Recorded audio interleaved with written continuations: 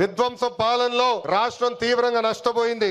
ఆంధ్రప్రదేశ్ ను ఏకంగా అప్పుల ప్రదేశ్ గా మార్చేసింది గత ప్రభుత్వం. ఒక్క కొత్త కంపెనీ తీసుకురాకపోగా ఉన్న కంపెనీల్ని పక్క రాష్ట్రానికి తరిమేసే పరిస్థితి మనందరం చూసాం. 1000 రూపాయలు పెంచేదానికి 5 సంవత్సరాలు వాళ్ళు తీసుకున్నారు. ఏకంగా జే బ్రాండ్ లిక్కర్ తో విషం కంటే ప్రమాదమైన మద్యం అందించి 30,000 మందిని చంపి వేల కోట్ల రూపాయలు ధనాన్ని లూటీ చేశారు. అందుకే రాష్ట్రాన్ని కాపాడుకునే దానికే కూటమి ఏర్పడింది. ప్రజల కోసం గౌరవ ప్రధానమంత్రి నరేంద్ర మోడీ గారు మన చంద్రన్న జనసేన అధినేత నాకు అన్న సమానమైన పవన్ అందరూ ఎజెండాలు పక్కన పెట్టుకుని పని చేశారు. ప్రజలు మన్ని ఆశీర్వదించారు, కూటమిని ఆశీర్వదించారు. ప్రజా ప్రభుత్వం ఈ రోజు ఏర్పడింది.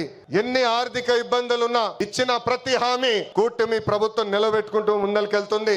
దేశంలో ఏ రాష్ట్రంలో ఇవ్వని విధంగా వృద్ధులకి 4,000 రూపాయలు, వికలాంగులకి 6,000 రూపాయలు, ఏకంగా బెడ్ కి పరిమితం అవుతే 15,000 రూపాయలు ప్రతి నెల పెన్షన్ ఇచ్చి ఆదుకుంటుంది కూటమి ప్రభుత్వం. దీపం పథకం కింద ప్రతి ఏటా ఉచితంగా 3 గ్యాస్ సిలిండర్లు కూడా మన ప్రభుత్వం అందజేస్తుంది. ఇంకా అన్న క్యాంటీన్లు కూడా తిరిగి ప్రారంభించాం. ఇంకా జూన్ మాసంలోనే తల్లికి వందనం కూడా మన ప్రభుత్వం ఇవ్వబోతుంది.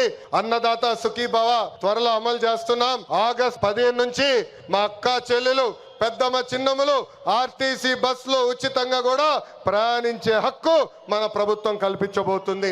ఇంకా 16,347 పోస్టులతో మెగా డిఎస్సి మనం ప్రకటించుకున్నాం. జూన్ మాసంలో ఎగ్జామ్స్ నిర్వహించి ఏకంగా వచ్చే అకాడమిక్ ఇయర్ కి ఉపాధ్యాయుల్ని కూడా పొజిషన్ చేస్తాం. పోయిన ఎన్నికల్లో ప్రభుత్వ ఉద్యోగస్తులందరూ కూటమి ప్రభుత్వానికి సహకరించారు. ప్రతి నెల 1వ తారీఖు నాడు వాళ్ళ జీతాలు ప్రభుత్వం చెల్లిస్తుంది.